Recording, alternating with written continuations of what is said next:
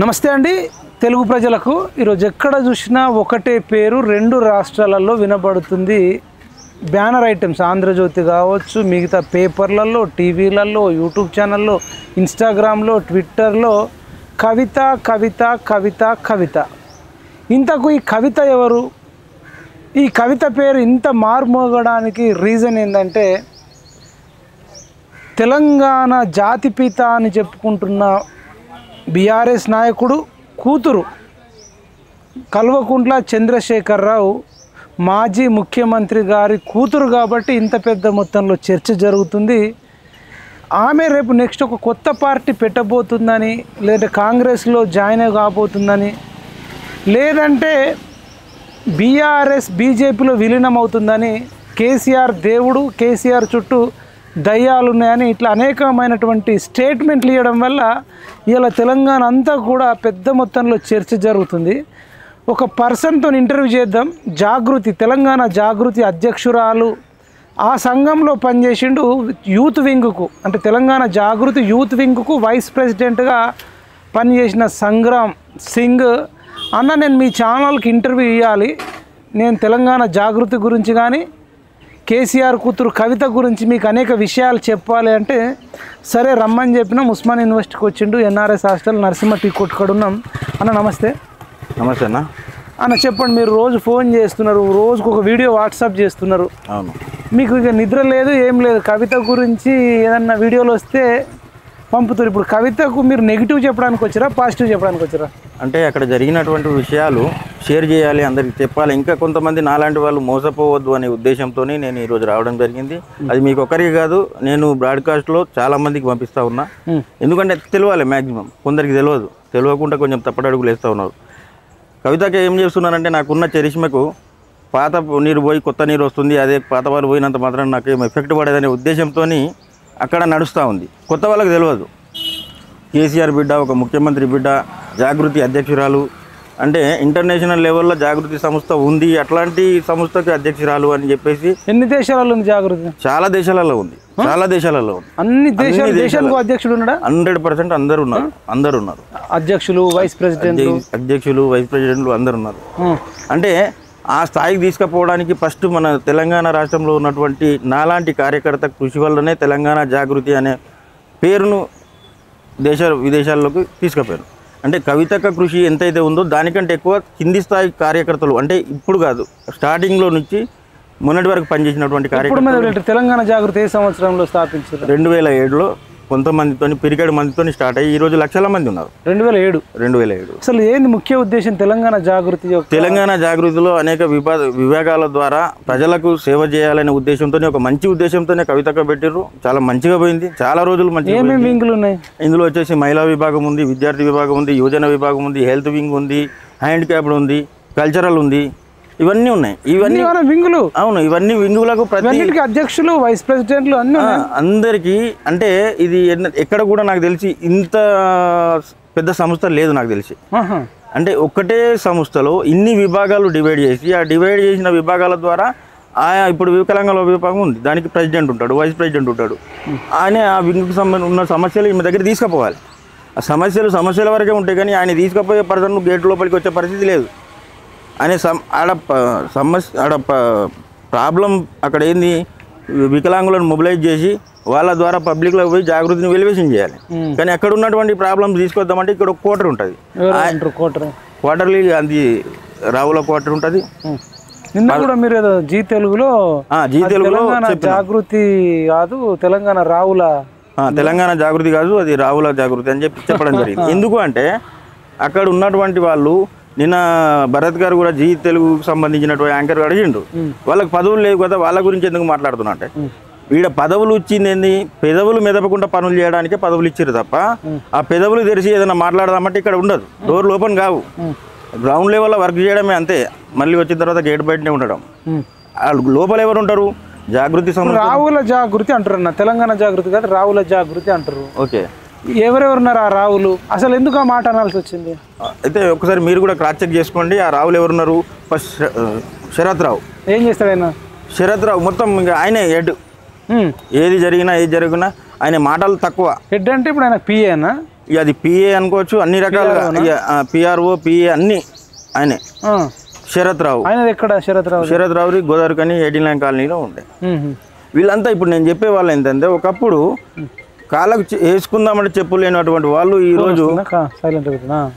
ఈరోజు కాళ్ళకు చెప్పులు లేనటువంటి వాళ్ళు ఈరోజు మన ఇప్పుడు టిఫిన్ తిందామంటే థాయిలాండ్, లంచ్ చేద్దామంటే లండన్, డిన్నర్ చేద్దామంటే దుబాయ్ పోయి తినే పరిస్థితికి ఎందుకు వచ్చింది? ఎట్లా వచ్చిర్రు? ఒక జాగృతి. శరత్ రావు ఇంకెవరెవరు? చాలా మంది ఉన్నారు అక్కడ ఉన్నటువంటి వాళ్ళు, చాలా మంది మీకు ఐడియా ఉన్న పేరు ఉన్నారు. శరత్ రావు, ప్రణీత్ రావు, రోహిత్ రావు, తిరుపతి రావు, మన సుమన్ రావు, దినేష్ రావు, ఇలాంటి వాళ్ళు, పూర్ణచంద్ర రావు, సంతోష్ రావు, వీళ్ళందరూ ఉన్నారు. వీళ్ళందరికీ పదవులు ఉండవు. వీళ్ళు కూడా కొందరు చారి ఎవరు ఉన్నారు, నవీనాచారి ఉన్నాడు, ఆయన జనరల్ సెక్రటరీ, ఒక బీసీ. వీళ్ళకి పదవులు ఉంటాయి అంతవరకే. ఈయన ఏం చేస్తాడంటే మానిటరింగ్ చేస్తాడు మొత్తం రాష్ట్ర వ్యాప్తంగా ఉన్నటువంటి జాగృతి కార్యకర్తలని.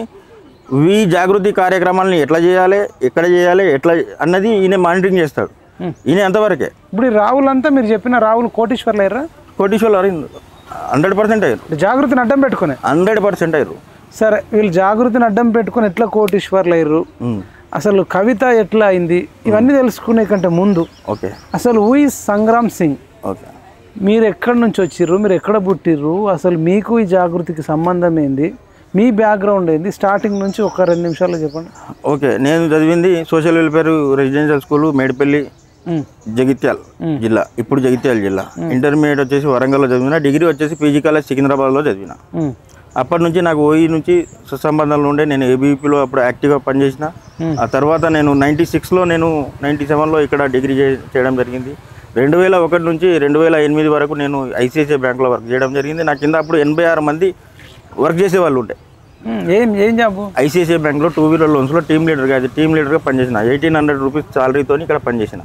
తర్వాత నేను టీమ్ లీడర్ స్థాయికి పోయిన తర్వాత నాకు మంచి సాలరీ వచ్చింది. 86 మంది డెమో టీము, బ్యాంక్ టీం అని చెప్పేసి పనిచేసిన. ఆ సందర్భంలోనే అప్పుడప్పుడు నేను కొంచెం ఈ తెలంగాణ ఉద్యమంలో కొండా లక్ష్మణ్ బాబూజీ గారిది అశోక్ నగర్లో ఇండ్లు ఉన్నప్పుడు నేను ఆయన దగ్గరికి పోయేది, తెలంగాణ గురించి బాగా మోటివేషన్ చేసేది. అప్పటి నుంచి తెలంగాణ, ఇప్పుడు నేను ఈ ఆరాధన ఇక్కడ ఒకటి ఇన్స్టిట్యూట్ ఉండే స్పోకెన్ ఇంగ్లీష్, పోయే క్రమంలో కేసీఆర్ గారు ఈ మూల మీద పెట్రోల్ బంక్ దగ్గర ఒక 10 మందిని గ్యాదర్ చేసి ఓయూలోకి రాకుండా అక్కడ గ్యాదర్ చేసి తెలంగాణ గురించి చెప్పే పరిస్థితి నేను చూసిన.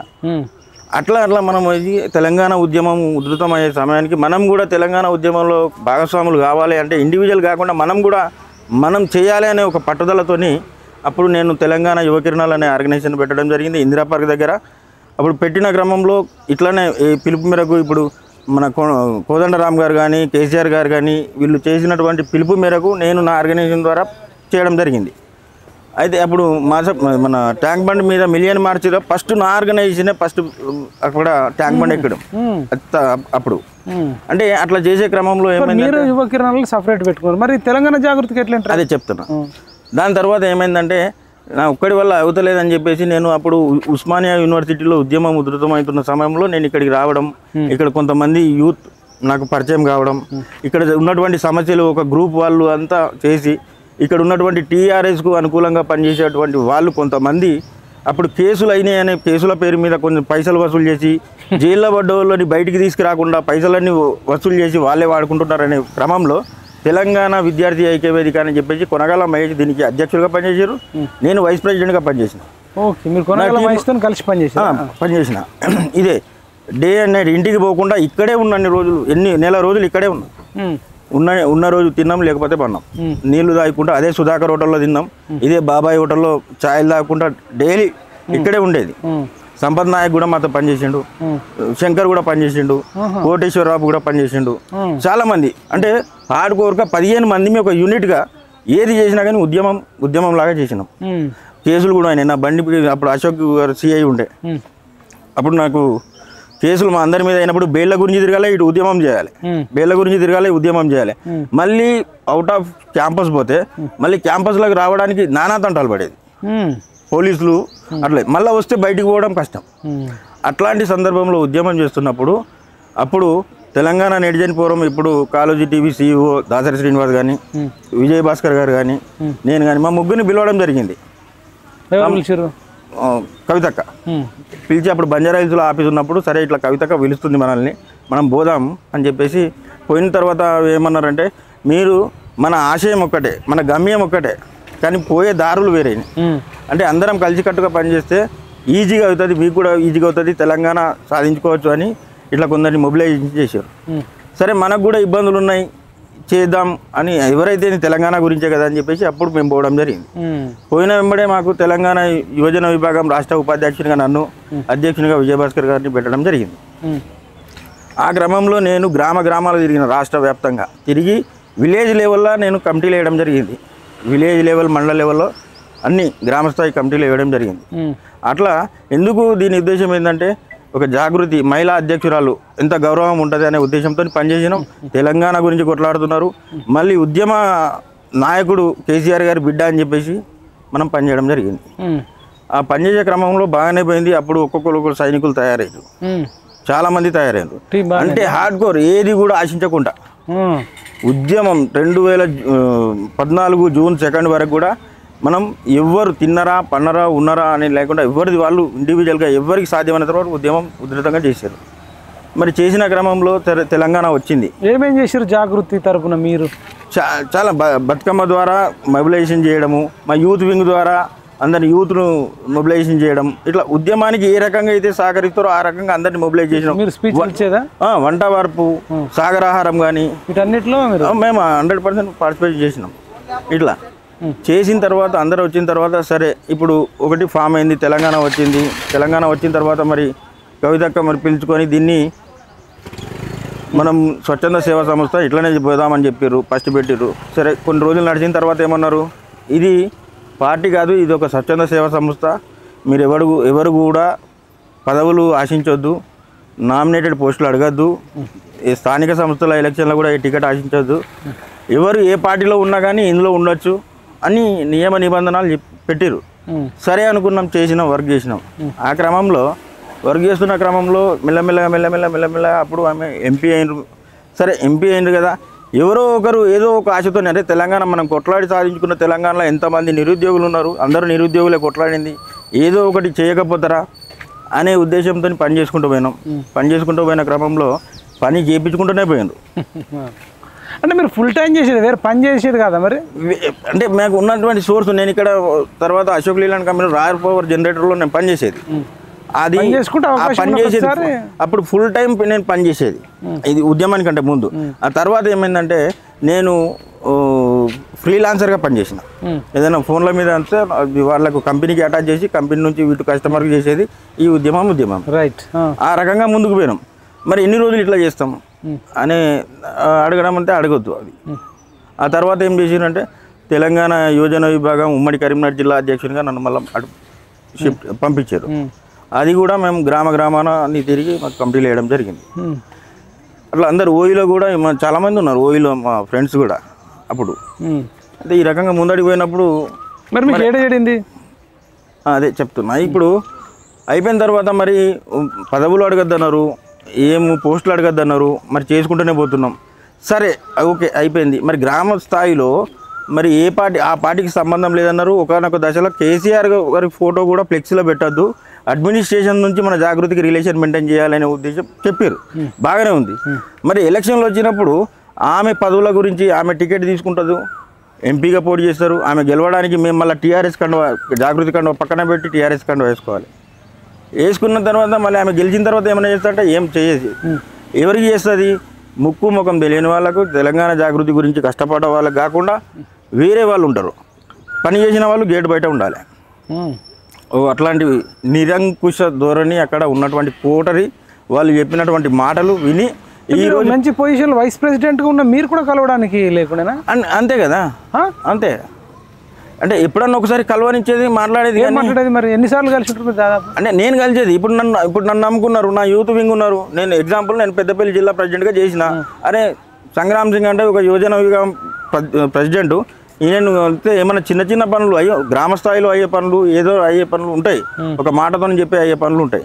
జీవోలు బ్రేక్ చేసి వాళ్ళు బ్రేకులు చేసి అవి చేసేంత కాదు, ఏదో చిన్న పనులు, ఏదో మన ఆ కంపెనీలో ఈ కంపెనీలో జాబులు పెట్టడం అట్లాంటి. కనీసం వాళ్ళని తీసుకొస్తే కూడా వాళ్ళు లోపలికి తీసుకుపోకుంటే వాళ్ళ ముందట మన పరువు తీసినట్టు ఇట్లాంటి బిహేవియర్. అంటే చాలా మందికి ఇట్లా అన్యాయం జరిగింది. దాని గురించి ఇక మెల్లమెల్ల ఎన్నోసార్లు చెప్పి చూసినాం. అక్కడ తెలంగాణ జాగృతి ఒక స్థాయిలో బీఆర్ఎస్కు సమాంతరంగా నడిచేటువంటి పరిస్థితి వచ్చింది. అవును. రైతులకు 2,500 రూపాయలు ఆత్మహత్య చేసుకున్నటువంటి రైతులకు కానివ్వండి, వాళ్ళ కుటుంబాలకు నెల నెల నెల 2,500 రూపాయలు 4 సంవత్సరాలు ఇచ్చారు. బా గ్రేటే కదా మరి. గ్రేటే. ఎన్ని కుటుంబాలకు ఇచ్చుంటారు దాదాపు అట్లా? దాదాపుగా నాకు తెలిసి నా జిల్లాలో 80 మందికి ఇచ్చారు. నేను తిరిగి జిల్లాలో 80 మంది. అన్ని జిల్లాలు అంటే మరి మస్తు మందికి ఇచ్చారు. చాలా మంది ఉన్నారు. అంటే జెన్యున్గా అది కూడా అంటే అది ఎప్పుడు సాధ్యమవుతుంది? సేవాభావంతో పనిచేసే కార్యకర్త అక్కడ ఉన్నప్పుడే పనిచేస్తాడు. కానీ డబ్బులు ఎక్కడికి వెళ్ళి వచ్చేది? జాగృతి డబ్బులు ఫండ్స్ వచ్చేది కదా. ఇది ఒక ఎన్జిఓ, వేరే వేరే దేశాల నుంచి స్వచ్ఛంద సేవా సంస్థ పేరు మీద. అకౌంట్ నెంబర్ ఉందా జాగృతికి కూడా? జాగృతికి అకౌంట్ నెంబర్ ఉంది. Account number, Google pay, phone pay అన్ని ఉంటాయి. గూగుల్ పే, ఫోన్ పే అన్నది అప్పుడు లేదు. అకౌంట్ నెంబర్ ఉంటుంది. దాని నుంచి రైలు వాళ్ళు ఇల్లు పంపించేదా? ఆ డబ్బులు ఇచ్చేది కింది స్థాయిలో వర్క్ చేసేది. అవును. అంటే నేను అనేది ఏంటంటే జాగృతిని అంత బలోపేతం చేయడానికి అప్పుడు కష్టపడ్డ కార్యకర్తను ఆమె 2 సార్లు అంటే ఆమె ఎంపీగా గెలిచింది. అప్పుడు మేమున్నాం. ఓడిపోయినా కానీ మేము నిరాశపోలే, మేము బయటికి పోలే, మళ్ళా ఆమెతోనే ఉన్నాం. తర్వాత ఎమ్మెల్సీగా నేను 2014లో నిజామాబాద్ కాన్స్టిట్యూన్సీ పార్లమెంట్ సెగ్మెంట్లో నేను జగిత్యాల నియోజకవర్గం ఎమ్మెల్యే నియోజకవర్గాన్ని నేను ఇన్ఛార్జిని ఫుల్ టైం నేనే ఇన్ఛార్జిని. మంచి పోస్ట్ ఇచ్చింది మరి. పోస్ట్ ఇచ్చింది. ఆ పోస్టుతో ఏం ఒరిగింది అంటున్నా. పని చేసి పెట్టాలి అంతే. అయితే నేను అనేది ఏంటంటే ఒకటే, ఇప్పుడు నేను మీరు జాగృతి సంస్థ ద్వారా ఆ పేరు చెప్పుకోను ఎక్కడ 4 మంచి పనులు చేసుకోలేదా? అంటే ఏ మంచి పనులు చేసుకోలేదు. ఎందుకంటే ఏమే నాకు నాలాంటి వాళ్ళకి కొంతమందికి కొన్ని హామీలు ఇచ్చింది. మీరు ఎటువైపు కూడా చూడకండి, నేనున్నా మీకు అని చెప్పేసి చెప్పడం జరిగింది. అంటే మనం కూడా ఇవో పనులు చేసుకుంటారు అందరూ అనుకున్నారు, కానీ ఎవరు చేసుకోలేదు. మా వాళ్ళు అయితే అప్పుడు కార్యకర్తలు ఏం చేసిండ్రు? నేనున్న ఎగ్జాంపుల్ గ్రౌండ్ లెవెల్లో ఒక పని అప్పచెప్పారంటే ప్రతి కార్యకర్త గురించి చెప్తున్నా. అప్పుడున్న పాత కార్యకర్త, ఇప్పుడున్న కొత్త కార్యకర్తల గురించి నేను చెప్తలేను, కొత్త నాయకుల గురించి చెప్తలేను. అప్పుడున్నటువంటి వాడు ఒక నియోజకవర్గాన్ని, అప్పుడున్నటువంటి నాయకుడు, ఒక్కొక్క నాయకుడు 100 మంది కార్యకర్తలతో సమానం. ఇప్పుడు ఏ ఒక్కడు లేడు. ఇప్పుడు మరి ఎందుకు అంత అగ్రెసివ్ చేసారు మీరు? అసలు ఏంది అంటే ఒక టీం వర్క్ చేయాలి, అట్లా చేయాలి, ఇట్లా చేస్తారని తెలియదు కదా. అట్లా చేస్తారని తెలియదు. అరే ఇప్పుడు మా వల్ల ఒక సంస్థ డెవలప్ అయితే, కవితక డెవలప్ అయితే ఆమె ద్వారా మేమేమన్నా చేసుకుంటాము, మాకు మంచి పేరు వస్తుంది. ఒక అధ్యక్షురాలు, మహిళా అధ్యక్షురాలు ఉన్నారు, ఉద్యమ నాయకుని బిడ్డ, సీఎం బిడ్డ అని చెప్పేసి చేసినాం. కానీ మేము ఎందుకు అది చేస్తాము? అట్లా ఆ రకంగా చేసినాం. అంటే నేను నా నియోజకవర్గంలో చేసినప్పుడు ఎంతమంది ఓట్లు ఉన్నారు, ఎంత మహిళా పురుషులు ఎంత ఉన్నారు, అందులో క్యాష్ వారికి ఎంత ఉన్నారు, ఏ ఊరు ఎన్ని ఓట్లు పడతాయి, ఏ ఊరిలో నెగిటివ్ ఉన్నది, అక్కడ ఏం చేయాలి అని గ్రౌండ్ లెవెల్లో. ఇప్పుడు జగిత్యాల చిన్న కొలువై తండా, పెద్ద కొలువై తండా ఉంటుంది. అలా అన్ఎడ్యుకేటెడ్ పీపుల్ ఉంటారు. వాళ్ళు ఏమంటారు అంటే మాకేంది అంటారు. వాళ్ళని సంజాయించి చెప్పినాం, ఇప్పుడు వచ్చిన తెలంగాణలో అట్లా ఉండదు, మనం చేసుకోవాలి, తెలంగాణ వచ్చేటట్టు మనం చూడాలి అని చెప్పి సంజాయించినాం. అప్పుడు తెలంగాణ ప్రజలను ఎడ్యుకేట్ చేయడంలో తెలంగాణ జాగృతిలో ఉన్న వింగులన్నీ చాలా కష్టపడి పనిచేసినాయి అంటారు. 100% చేసి. మరి దీనికి కనీసం కేసీఆర్ గారన్నా ఒక వింగ్ ఇంతగానం పనిచేసింది కదా అని చెప్పేసి ఇప్పుడు మీలాంటి ప్రెసిడెంట్లను కానీ ఇప్పుడు ఆయన అప్పుడప్పుడు పిలిచి రొయ్యల కూర, పీతల కూర, మటను, చికెను అన్నీ వడ్డిస్తుంటాడు కదా. అట్లా మిమ్మల్ని పిలిచి ఎవరికి అంటే కనీసం కృతజ్ఞత కూడా చెప్పలేదా? అంటే కృతజ్ఞత ఎవరికి ఉండేదంటే నేను చెప్పిన ఆ కోటరికి ఉంటుంది, మాకు ఉండదు. అంటే నేను అనేది పదవులు లేకుండా ఉన్నవాళ్ళు, పదవుల మీద పెదవులు ఏమో విప్పకుండా పనిచేసే వాళ్ళకు ఉండదు, పదవులు లేని వాళ్ళకే ఉంటుంది అలౌడ్. ఇప్పుడు కేసీఆర్ చేస్తా అంటే కవిత వద్దన్నదా, లేదంటే కేసీఆర్ కూడా పట్టలేదు, కవిత కూడా పట్టలేదు? అయితే ఈ తెలంగాణ జాగృతి అన్నది కేసీఆర్ కాదు, బీఆర్ఎస్లో ఉన్న ఏ నాయకునికి తెలంగాణ జాగృతి ఇది మా కుంపం ఉంచుతుంది. ఇందులో ఉన్నటువంటి కార్యకర్తలు అంత హార్డ్ కోర్గా పనిచేస్తున్నారు, మా పార్టీలో కూడా లేరు అని చెప్పేసి చిన్న ఎగ్జాంపుల్ మానవ బాంబులు లెక్క తయారయ్యారు అని అంటున్నాడు. ఆ మానవ బాంబులు ఇప్పుడు లేరు, కానీ ఆయన తయారు కమ్మన్నారు. ఫస్ట్ నిన్న ఎవరైతే ప్రెస్ మీట్లో కూర్చున్నాడో ఆయన తయారు కమ్మన్నారు. ఇప్పుడు నిన్న ఎయిర్పోర్ట్లో ఎంతో మంది వచ్చారు జాగృతి నాయకులు అని చెప్తున్నారు కదా. ఒక్కసారి ఫుల్ వీడియో చూపించిన ఎవరున్నారు అక్కడ?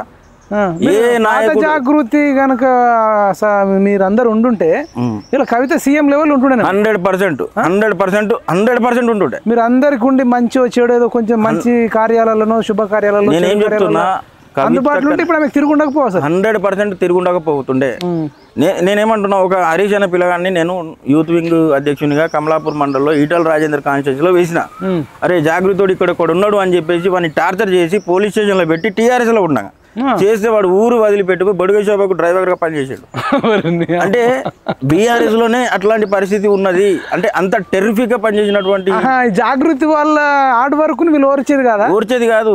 అంటే వీళ్ళేంద్ర ఇట్లున్నారు, రేపు బీఆర్ఎస్ కు జాగృతి ప్రతిపక్షం అయితే అనే ఫీలింగ్ లో ఉండే అట్లా తయారైండు. ఒక్కొక్కరు ఎట్లా అంటే పనికిరాని ఇనుపు ముక్కను అక్కడ పడేస్తే చాకులు లెక్క తయారైండు. ఎట్లా మీరు ట్రైనింగ్ ఇచ్చేదా, సానా పెట్టేదా? అంటే సానా అంటే కవితకి ఇచ్చే ఒక శిక్షణ శిబిరాలు కూడా పెట్టేది. ఎట్లా అంటే ఇచ్చేది అంటే ఎట్లా ఉండాలి, హార్డ్ వర్క్ ఏంటండి, స్మార్ట్ వర్క్ ఏంటండి, ఎట్లా చేసుకోవాలి, ఎట్లా అంటే కొంచెం ఆధ్యాత్మికంగా కూడా మనకు చెప్పేది. నాగార్జున సాగర్లో 15 రోజుల క్యాంపులు అట్లా పెట్టేది. నాగార్జున సాగర్ లో స్పిరిచువల్ క్యాంపులు పెట్టి జాగృతి వాళ్ళందరినీ అక్కడ తీసుకెళ్ళేది. అంటే కన్వీనర్లను, జిల్లా అధ్యక్షులను, వైస్ ప్రెసిడెంట్ ఇంపార్టెంట్ ఒక 50 మందిని తీసుకొని ఈ 50 మంది అక్కడ నేర్చుకుని వచ్చి మళ్ళీ వీళ్ళందరినీ మళ్ళీ తయారు చేసేది. అంటే హార్డ్ వర్క్ ఎట్లా ఉండాలి, స్మార్ట్ వర్క్ ఎట్లా ఉండాలి, లీడర్షిప్ క్వాలిటీస్, మీరందరూ ఎమ్మెల్యేలు కావాలి, మీరందరూ రాజకీయ నాయకులు కావాలి, మీరందరూ ప్రజాప్రతినిధులు కావాలన్న కవితక్క మరి ఎందుకు బీసీ నాయకుడిని తయారు చేసుకోలేదని నేను ఈ రోజు అడుగుతా ఉన్నా. ఈరోజు బీసీ వాదం తెలంగాణలో ఉందని ఆ రోజు ఒక ఎస్సీని ముఖ్యమంత్రిని చేస్తా అని చెప్పేసి కేసీఆర్ వచ్చిండు. ఈరోజు బీసీని ముఖ్యమంత్రిని చేస్తా, బీసీ వాదాన్ని ముందర పెట్టుకొని ఆమె నడుస్తూ ఉంది. ఒక చిన్న విషయము, బీసీల గురించి కొట్లాడుతున్న కవితక్క ఆ రోజు బీసీ కమిషన్ చైర్మన్ ముందట ఆమె కూర్చొని ఒక బీసీ మహిళలు నిలబెట్టి, అక్కడ ఉన్నట్టు గట్టు రామచంద్రని కూడా నిలబెట్టి, అందరు బీసీ నాయకులను నిలబెట్టి ఆమె కూర్చున్నది. అక్కడనే తెలిసిపోతుంది కదా, రేపు ఫ్యూచర్లో మళ్ళీ బీసీ వాదం వచ్చిన తర్వాత ఆమెను ముందర పెట్టి నడిపితే ఒకవేళ ఆమె ఒక మంచి పొజిషన్లోకి పోతే వీళ్ళందరూ ఎక్కడ ఉంటారు అనేది ఇక్కడే కనబడ్డది. అంతే కదా. అది ఇప్పుడు బీసీ వాదం అంటే ఇంకొకటి, బీసీ వాదం ఈరోజు వచ్చింది. 10 సంవత్సరాలు అధికారంలో ఉన్నప్పుడు కనీసం బీసీ వాదం ఒక్కసారి కూడా ఎత్తుకలే. ఇప్పుడు మహిళా సాధికారత అనేది చెప్పేసి అక్కడ ఢిల్లీలో పెట్టారు. అంటే కొన్ని ఏంటంటే కవితక దగ్గర చాకచక్యంగా ముందు ఏది జరుగుతుందో అది ఈరోజు పెట్టేస్తుంది, గ్రహిస్తుంది. 100%. ఈరోజు నిన్న కూడా చెప్తా ఉన్నారు, అసెంబ్లీలో గాంధీ విగ్రహం పెట్టాలన్నా, ఇంకా ఎక్కడన్నా అంబేద్కర్ విగ్రహం పెట్టాలన్నా, పూలే విగ్రహం పెట్టాలన్నా అది ముందే గ్రహించి ఒక రోజు 2 రోజులు, ఒక వారము, ఒక నెల రోజుల ముందు నుంచి ఆ రకంగా పోతుంది. అది వాస్తవం. రాజకీయాలలో మంచి లక్షణమే కదా మరి. అంటే మంచి లక్షణమే మరి ఆ తెలుగు తేటలు అంటే కేసీఆర్ నుంచి డిఎన్ఏ నుంచి వచ్చినాయా, లేకపోతే ఈమె కూడా ఎక్కడన్నా? ఈమె కూడా అంటే కొంచెం అట్లా వచ్చినా గానీ ఇక్కడ జరుగుతున్నటువంటి కేసీఆర్ కంటే ఎక్కువ తెలివి ఉన్నట్టుంది మీకు. చాలా కేసీఆర్ ఏం పని చేయడం అనిపిస్తుంది. అంటే ఒక దశలో అట్లా అనుకోవచ్చు, ఇంకొక దశలో ఆ కోటరీ చెప్పిన మాటలు విని కూడా ఒక పెద్ద మైనస్ ఉంది. ఇది 100% ఈ రోజు కోటరీలో ఎస్సీ ఎస్టీ బీసీ మైనారిటీ ఉండి అందరికి కొంచెం రాజమార్గం ఉండి కొంచెం మంచిగా మాట్లాడుకొని అయితే కొన్ని చేసి ఉంటే ఇలా వేరే లెవెల్ ఉంటుందంట. అవును. అయితే అక్కడ ఏం జరిగింది, ఆ కోటరీతోనే ఈరోజు 100% భ్రష్టు పట్టిపోయింది. అక్కడ జరిగినటువంటి సంక్షేమ కార్యక్రమాలతో పాటు కొంతమందికి పనిచేయని వాళ్ళకి ఎందుకు అపాయింట్మెంట్ దొరుకుతుంది, ఎవరు అపాయింట్మెంట్ ఇస్తారు, ఎట్లా ఇస్తారు, అది ఒకసారి కూలంకషంగా తర్వాత నేను దాని గురించి మాట్లాడతా. కేసీఆర్ కోటర్ ముంచినట్టు కవిత కోటర్ ముంచినట్టు అంతే కదా. ఇప్పుడు నేను కూడా అంతర్గతంగా ఎందుకు జాగృతి ఇంత పెద్ద సంస్థకు సంబంధించినటువంటి మహిళా అధ్యక్షురాలను మనం అంతర్గతంగా ఏమున్నా కానీ మనం మనసుల బాధ చెప్పాలని నేను చెప్తే, అక్క మీ చుట్టూ ఇది జరుగుతుంది, దీంతో భ్రష్టు పట్టిపోతుంది, ఇంతమంది ఒక చెడు కార్యకలాపాలకు దారి తీస్తూ ఉన్నారు దీంతో అంటే నన్ను పర్సనల్గా పిలుచుకొని పోయి నాకు వార్నింగ్ ఇచ్చినటువంటి సందర్భం. ఎవరు వార్నింగ్ ఇచ్చారు? కవితక్కని చెప్పొద్దు అన్నదా, నువ్వు ఏం చేస్తున్నావు, వాళ్ళని బెదిరిస్తున్నావా అని చెప్పింది. ఎగ్జాంపుల్, పలానా వ్యక్తి తప్పు చేస్తున్నాడు అక్క, ఆమె చేసే పనితోని జాగృతి భ్రష్టు పట్టిపోతుంది, ఆమె ఎందుకు ఎవరికి ఏ రకంగా అపాయింట్మెంట్ ఇస్తున్నారు, మరి 15 రోజులకు ఎందుకు ఇస్తలేడు అని చెప్పిన, ఏ రకంగా ఎందుకు ఇస్తున్నాడో కూడా విషయాలు కుళ్ళకుల్ల చెప్పిన. అది మీకు చెప్తలేను కానీ కుళ్ళకుల్ల చెప్పిన తర్వాత మరి ఎందుకు చెప్తలేదు ఇప్పుడు మాకు గ్రహించాలి కదా, ఆమె గ్రహించాలి కదా. ఎవరి కోసం ఆమె గురించి చెప్పినావు, ఇప్పుడు చెప్పొచ్చుగా. చెప్తా. అయితే గ్రహించాలి. ఆ గ్రహించి ఉంటే ఇంత తెలంగాణ జాగృతి అనేది భ్రష్టు పట్టదు. ఒక బీసీ నాయకుని తయారు చేస్తాము అని చెప్పేసి ఇన్ని సంవత్సరాలు బీసీ నాయకులతో పనిచేసి ఈరోజు గట్టు రామచంద్ర దగ్గర ఉన్నటువంటి 2-3 లీడర్లను తీసుకొచ్చి పక్కన కూర్చునబెట్టి ఉన్న ఇప్పుడు ఏదో మిగిలిన పెరిగిన మంది మిగులుతారు అంతే, అంతకంటే ఎవరు లేరు. వాళ్ళని పిలుచుకొని మాట్లాడి మీరే నాకు ఇంత రోజులు చేసిర్రు, ఫ్యూచర్ కూడా మీరే అని చెప్పాలి కదా. ఈ కొత్త నాయకులను తీసుకొచ్చి పాత నాయకులను ఎక్కడో పెట్టేసి వాళ్ళకి శంషాబాద్ కాదు శంకర్పల్లి ఫామ్ హౌస్లో వీళ్ళే మా ఆత్మ, వీళ్ళే మా ఆత్మాభిమానం, వీళ్ళే మా ఫ్యూచర్లో నేను గెలవడానికి కారకులు వీళ్ళే అని చెప్తే ఉన్న 10 మందికి ఏమనిపిస్తుంది అంటే, దీని ఎట్లా అంటే లేయర్ ఫామ్ కోళ్ళు తెలుసు మనకు, అవి గుడ్డు పెడతా ఉంటాయి. గుడ్డు పెట్టి పెట్టి పెట్టి 11 నెలలకు దాన్ని టైం పీరియడ్ అయిపోతుంది. అయిపోయిన తర్వాత కోడిని కూడా కోస్తారు అప్పుడు. అట్లానే ఆమె ఒకసారి ఎంపీ అయింది, ఒకసారి ఓడిపోయిన తర్వాత ఎమ్మెల్సీ అయింది. ఇప్పుడున్న పాత జాగృతి నాయకులు ఎవరైతే ఉన్నారో వాళ్ళది కూడా అయిపోయింది, వాళ్ళని కోసినట్టే ఇక అయిపోయింది, అంతే కదా. ఇక వాళ్ళతో పని లేదు, మళ్ళీ కొత్త బ్యాచ్ వేయాలి. ఈ కొత్త బ్యాచ్ కూడా ఏంటంటే కవితక్క మళ్ళీ సేమ్ ఇదే, ఒక ఉద్యమ నాయకుని బిడ్డ, జాగృతి అధ్యక్షురాలు, ఎమ్మెల్సీ, పరపతి ఉన్నది, పదవి ఉన్నది. ఒక ఆమె సమస్య చెప్పుకోవడానికి పోతే ఫోటో దిగి పంపిస్తుంది అంతే, అంతే. అది కాదు, ఒకటి చెప్పు సంగ్రామ్ సింగ్, ఎవరైనా ఎంతమంది సమస్యలు అంటారు, మనకైనా ఒక బ్రెయిన్కు మనం ఎంతమంది ఎన్ని చేయగలుగుతాం చెప్పండి. అవునన్నా, నేను అనేది ఏంటంటే ఎంతో మంది కాదు, మీరు ఒక వింగులు పెట్టిర్రు, వింగులో 6 వింగులు 7 వింగులు ఉంటాయి. జిల్లా అధ్యక్షులు జిల్లాకు ఒకరు ఉంటారు. ఎన్ని జిల్లాలు ఉన్నాయి? 33 జిల్లాలు ఉన్నాయి. ఓ రాష్ట్ర అధ్యక్షుడు ఉంటాడు, ఓ మహిళా రాష్ట్ర అధ్యక్షురాలు ఉంటుంది, ఓ 40 మంది ఉంటారు. 40 మంది ఉంటారు. వాళ్ళ సమస్యలు ఏమైనా ఉంటే వీళ్ళకి చెప్పండి, వీళ్ళ ద్వారా నాకు చెప్పండి అండి. ఎంతమంది 1000 మంది సమస్యలు నేను చెప్తలేను కదా. మీరు కొన్ని సమస్యలు కూడా పరిష్కరించాలి. ఏ సమస్య కూడా అక్కడ పోదు, ఏ సమస్య కూడా పోదు. ఇప్పుడు నేను సమస్య తీసుకొని పోయినప్పుడు ఇక్కడ బ్యాచ్ నిల్చుంటుంది ఒకటి, కవితక్క చుట్టూ ఇస్తాం, సరే చూడు శరత్ అంటే ఓకే, వాళ్ళ సైగల మీదనే నడుస్తుంది, పని అవుతుందా కాదా అన్నది. అది మనకు తెలుసు. అంటే వాళ్ళకి లాభం ఉండే పనులు చేస్తారా? అంతే అంతే. అంటే ఇప్పుడు ఒకటి నేనేమన్నా పని పట్టుకొని పోతే ఈ విషయం సంగ్రామ్కి ఏడ తెలుస్తుందో అని చెప్పేసి పని చేయరు. ముక్కు ముఖం తెలియనోడు, ఏదైనా బిజినెస్ మ్యాగ్నెట్ పర్సెంటేజ్ ఇచ్చే వాళ్ళు అయితే మాట్లాడతారు. మరి ఇప్పుడు ఏం చేద్దాం అనుకుంటున్నాం? కవితకు నెక్స్ట్ ఆమె ఒక పార్టీ పెడదాం అనుకుందాం. ఇప్పుడు ఆమె ఓటు వేయొద్దు, ఆమెను ఆదరించొద్దు అని చెప్పడానికి వచ్చారా మీరు? అంటే తప్పకుండా మనం ఎంతైతే ఎదగాలనుకున్నామో ఎదిగిపియాలి, కవితక్కను ఒక లెవెల్లో చూడాలని మనం పనిచేసినాం. ఆ విధంగానే ఒకసారి ఎంపీ అయినరు, తర్వాత ఎమ్మెల్సీ అయినరు. ఎమ్మెల్సీ అయ్యేటప్పుడు కూడా నేను బాజిరెడ్డి గోవర్ధన్ నిజామాబాద్ రూరల్ పరిధి మొత్తం నేనే ఇన్ఛార్జ్. అక్కడ కూడా నా వర్క్ చూడమని చెప్పిన. ఆ రోజు డాక్టర్ సంజయ్ గారు జగిత్యాలలో ఓడిపోవడానికి 10 కారణాలు రాసుకొని రాత్రి 2 గంటలకు ఆర్మూర్ జీవన్ రెడ్డి గారి ఇంట్లో నేను తీసుకొని పోయి చెప్పిన, అక్క ఈ విషయాల వల్ల ఓడిపోతున్నారు, అది కొంచెం సెటరైట్ అయితే గెలుస్తారు, 6000 ఓట్ల నుంచి రావచ్చు, తక్కువ రావచ్చు అని కూడా చెప్పిన. చెప్తే మా మామయ్య బట్టపల్లి పోతారా మేఘగ్రీవం అయింది అని చెప్తారు. అది పేపర్లో వచ్చింది. అది అంతా అబద్ధము, అది అంతా అబద్ధం, అది కాదు, అది గ్రౌండ్ లెవెల్లో పోతే ఇట్లున్నది, అది కాంగ్రెస్కి అని అప్పుడు చెప్పిన. అంటే గ్రౌండ్ లెవెల్లో ఒక కార్యకర్త ఏ విధంగా పనిచేస్తాడు, పని చేసిండు అని చెప్పడానికి ఈ విషయాలు చెప్తా ఉన్నాను. నేను క్వశ్చన్ అడుగుతా. ఆమె ఏమంటుందంటే మొన్న సెకండ్ టైం ఎంపీగా నన్ను బీఆర్ఎస్ వాళ్ళే ఓడగొట్టిర్రు, మా ఎమ్మెల్యేలు బీఆర్ఎస్ వాళ్ళు అంటుంది. మరి ఈ విషయం మీరు కూడా కారణమా? మీరు వ్యతిరేకం చేసిరా? మేము అప్పుడు వ్యతిరేకం చేయలే, అప్పటి వరకు మేము వ్యతిరేకం ఎప్పుడు చేయలేదు. వ్యతిరేకం ఎవరు చేస్తున్నారో కూడా చెప్పినాం. నిజమేనా? ఇప్పుడు కవితక్క చెప్పిన మాట నిజమేనా? బీఆర్ఎస్ ఎమ్మెల్యేలు కొందరు బీఆర్ఎస్ కార్యకర్తలు, బీఆర్ఎస్ ఎమ్మెల్యేలు బీఆర్ఎస్ కార్యకర్తల కంటే ముందు ఆమె చుట్టూన్న వాళ్ళే ఓడగొట్టిర్రు. ఇక్కడ లీకులు ఇచ్చేసి ఎవరికి ఏ లీకులు ఇస్తే వాళ్ళకి లాభం జరుగుతుంది, అది విషయం కూడా తెలుసు. అరే అంతెందుకు నేనేమంటున్నా, ఇండైరెక్ట్ గా కేటీఆర్ హస్తం ఉన్నది అనేది మాట్లాడుకొచ్చింది అబ్బా. ఎప్పుడు ఈ మధ్యలో ఓకే, ఇండైరెక్ట్ గా నేను ఎదగడము ఈ పార్టీలో నిజానికి కేటీఆర్కు హరీష్ రావుకు ఇష్టం లేదనే లైన్లో ఆమె మాట్లాడుకొచ్చింది. నిజంగా వీళ్ళకు సరే ఈమె గురించి మీరు తర్వాత చెప్పుదురు, ఈమె చేసిన తప్పులు. కానీ కొద్దిసేపు కేటీఆర్ కానీ హరీష్ రావు కానీ ఇప్పుడు ఈమె జాగృతి వాళ్ళు ఎదిగి రేపు మాకు పోటీ అవుతుందని భావించటోళ్ళ ఈమె పట్ల వాళ్ళకి జెలసీ ఉండేదా, ఎట్లుండేది? అయితే జాగృతి అంటేనే కేటీఆర్కి ఇష్టం లేదు, హరీష్ రావుకి ఇష్టం లేదు, కేసీఆర్కి ఇష్టం లేదు, బీఆర్ఎస్లో ఉన్న ఏ నాయకునికి కూడా ఇష్టం లేదు. మన పెద్దోళ్ళ కోసం మాట్లాడదాం, 3-4 అదే ఎవరికి కూడా ఇష్టం లేదు. ఎందుకు అంటే ఇది ప్రత్యామ్నాయంగా ఒక దశలో టీఆర్ఎస్ ప్రభుత్వానికి సమాంతరంగా జాగృతి నడుస్తుంది అని కూడా కొంచెం ఒక మినిస్టర్ లెవెల్లో ఉన్నటువంటి వ్యక్తి చెప్పిండు, ఓపెన్గా చెప్పిండు. ఇది ఎక్కడ పోయినా కానీ నన్నే అన్నారు ఒక మినిస్టరు, నీకెందుకే జాగృతి కన్వీనర్, అంత పెద్ద పోస్ట్ ఎందుకే, నీ పని నువ్వు చూసుకో అన్నారు, నీకెందుకే రాజకీయం అన్నారు. అంటే అట్లాంటి దశలో జాగృతిని తీసుకెళ్ళినాం. ఎవ్వరు ఏమన్నా కానీ పట్టించుకోకుండా కవితక్క గురించి మేము అట్లా పనిచేసినాం, సైనికులు లెక్క పనిచేసినాం. ఇవాళ ఏదో చెప్తా ఉన్నారు మొత్తం మానవ బాంబులు అవుతామని, ఎవడు కూడా బాంబు కాడు. సరే ఇప్పుడు మీరు ఇండైరెక్ట్ గా మరి కేటీఆర్కి సపోర్ట్ చేద్దామని వచ్చిరా? అంటే నేనేమన్నా కవిత ఇప్పుడు ఇట్లా అంటారు అబ్బా, ఇప్పుడు దీనివల్ల ఎవరికి లాభం అవుతుంది? రేపు కేటీఆర్కి లాభం అవుతుంది. మరి కేటీఆర్ సుక్క పూసన నోట్లు ఏలు పెట్టిన కొరకడ అంటే కేసీఆర్ అందరినీ బాగు చేసిండా? నేను కేసీఆర్ బాగు చేసిండా, కేటీఆర్ బాగు చేసిందని చెప్తలేను.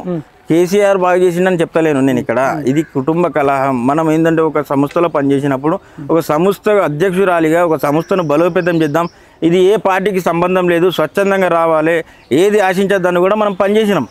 మాకు ఇష్టం లేదు కేసీఆర్ దగ్గరనో టీఆర్ఎస్లో పోయి కండువ వేయాలంటే బలవంతంగా వేసి కవితక్క గురించి మెడలో పెట్టి గుంజినట్టు చేసిరు తప్ప నేను ఎప్పుడు కూడా ఏ సభలో కూడా ఏ బహిరంగ సభలో కూడా బీఆర్ఎస్ బహిరంగ సభలో ఇంతవరకు పాల్గొనలే. ఒకటి జగిత్యాల నేను ఇన్ఛార్జ్ ఉన్న రోజు ఆ రోజు కేసీఆర్ వచ్చినప్పుడు అక్కడ ఒక్కటే తప్ప నేను ఏ బహిరంగ సభలో మాట్లాడాను. ఇప్పుడు బీఆర్ఎస్లోనే కొందరు ఎమ్మెల్యేలు ఆమెకు వ్యతిరేకంగా పనిచేసినట్టు ఎవరెవరు ఆ ఎమ్మెల్యేలు మీకున్న ఫీడ్బ్యాక్ ప్రకారం? అంటే అంతర్గతంగా ఏంటంటే వాళ్ళకు ఉన్నటువంటి నియోజకవర్గంలో ఉన్నటువంటి మెయిన్ ఎమ్మెల్యేలు కొంతమంది ఐడియా ఉందా? ఐడియా ఉంది కానీ అది మనం చెప్పొద్దు, అది బెదిరిస్తారనా? అది బెదిరింపాలని కాదు కానీ వాళ్ళ అంటే వాళ్ళ అవసరానికి మళ్ళీ మార్చుతారు. వాళ్ళు ఇప్పుడు కేసీఆర్ భయం గుప్పిట్లో ఉన్నారు. వాళ్ళు ఓపెన్ అయితే ఇప్పుడు ఏంటంటే మేము ఎందుకు అన్నామని చెప్పే. సంగ్రామ్ సింగ్ రాజకీయాలలో ఇప్పుడు మీరు కవితక్కతో ఎన్ని సంవత్సరాలు ట్రావెల్ చేసారు? దాదాపుగా 15 సంవత్సరాలు చేసి 15 సంవత్సరాలు ట్రావెల్ చేసారు. కవితక్క ఎన్ని కోట్లు సంపాదించుకున్నట్టు? దాదాపు 100 కోట్లు. 100 కోట్లు. కవితక్కున్న ఒక కారు 2 కార్లు తీసైతే ఇప్పుడు ఇక్కడ ఉన్నటువంటి నాయకులు అందరూ సెట్ అయిపోయారు. మరి మీకు ఆ మాత్రం సింపుల్ ఇంతగానో 80,000 పుస్తకాలు చదివిన అతని కూతురు ఈ చిన్న లాజిక్ ఎట్లా మర్చిపోయిందంట? మరి అదే కదా ఇప్పుడు అందరికి అదే. ఇప్పుడు ఇంత పెద్ద నాయకురాలు ఆ కోటరి చెట్టు ఇప్పుడు అబద్ధపు ప్రచారం చేపిస్తున్న మాటలు నమ్మి నిజంగా గ్రౌండ్ లెవెల్లో సమస్యలు తెలుసుకొని వచ్చి ఇది సమస్య ఇది పరిష్కరించండి, పటిష్టమైతే జాగృతి అని చెప్తే వినకుండా చేస్తే ఇప్పుడు ఈ పరిస్థితికి వచ్చింది. రేపు పార్టీ పెడితే ఇప్పుడు నీ పక్కన ఎవరు లేరు, పాత నాయకులు ఎవరు లేరు. ఇప్పుడు పాత నాయకులు ఎవరు లేని నువ్వు కొత్త నాయకులతో ఏం చేస్తావు? అంతా పెయిడ్ బ్యాచ్. ఎవరు కూడా ఇంతకు ముందు చేసినటువంటి నాయకులు ఎవరు లేరు. ఇప్పుడు రావుల కోటరి సేమ్ అంతే ఉన్నారు. ఇప్పుడు రావుల కోటరి అంతే ఉన్నది. కానీ ఈ మధ్య మీడియాలో కవితక్కతో ఎక్కడ కనబడతలేరు, కనబడరు. ఇందులో 2 కారణాలు ఉంటాయి. ఎందుకు అంటే ఒక బ్యాచ్ని పక్కకు పెట్టారు. అంటే పదవులు తీసుకొని జిల్లా కన్వీనర్లు, వైస్ ప్రెసిడెంట్లు, ఇంకా మండల అధ్యక్షులు, నియోజకవర్గ కన్వీనర్లు ఉన్నారు కదా, వాళ్ళందరినీ పక్కన పెట్టాలనే ఉద్దేశంతో పక్కన పెట్టిండు. ఇక్కడ ఇంకొక విషయం ఎందుకు పక్కన పెట్టిరు అంటే ఇక్కడ ఈమె చుట్టూ ఉన్నటువంటి కోటరి కూడా ఇప్పుడు ఎక్కడ ఏ మీడియాలో కనబడతలేదు. అంటే వాళ్ళు కనబడతలేరు కాబట్టి అక్క అందరినీ పక్కన పెట్టింది. కొన్ని రోజులు మమ్మల్ని ఎప్పుడో ఒకసారి తీసుకుంటుందనే ఉద్దేశంతో వీళ్ళు ఇంకా ఆ భ్రమలనే బతుకుతారు. అది కాదు ఆడ ఎటోళ్ళు అటు ఇచ్చుకపోయిన తర్వాత. ఇప్పుడు ఇంకొకటి బిఫోర్ ఎలక్షన్స్కు ఇదే పని చేసి ఉంటే వీళ్ళు ఏదో పార్టీలో అకామిడేట్ అయ్యేవాళ్ళు. ఇప్పుడు నేను బిఫోర్ ఎలక్షన్ ముందు పోయినా, కాంగ్రెస్లో చేయను. శ్రీధర్ బాబు గారు పిలిచిరు, అక్కడ అన్యాయం జరిగింది నీకు రా అని చెప్పేసి పిలిచిరు, నేను పోయినా. అంటే వీళ్ళందరూ నేను పోయేటప్పుడు కూడా అక్క ఏదో చేస్తుంది మనం ఉన్నాము అని చెప్పేసి నన్ను అన్నారు. కానీ ఇప్పుడు వాళ్ళకి తెలుస్తుంది రైట్ టైంలో రైట్ డిసిజన్ తీసుకున్నాం. ఇప్పుడు మేము ఎటు పోదామన్నా ఇప్పుడు తీసుకునే పరిస్థితి లేదు. ఏ పార్టీకి పోతే అక్కడ విలువ కూడా ఉండదు. గెలిచిన తర్వాత వచ్చిరని అట్లాంటి అయోమయ పరిస్థితుల్లో పడేసి కవితకి ఇట్లాంటి చాలా ట్రిక్స్ తెలుసు, చాలా ట్రిక్స్. అప్పుడు వాళ్ళ పరిస్థితి ఏంది? ఇప్పుడు వీళ్ళని పక్కన పెట్టేసి కొత్త వాళ్ళని నువ్వు పక్కన బీసీ రౌండ్ టేబుల్ సమావేశంలో పెడతాను. అంతేందుకు నువ్వు ఒకటి క్లారిటీ ఇవ్వండి. మీరు బీసీ వాదం పట్టుకొని మీరు తెలంగాణలో తిరుగుతారు కదా, ఇప్పుడు రేపో మాపో అన్ని పాదయాత్రలు స్టార్ట్ అవుతాయి.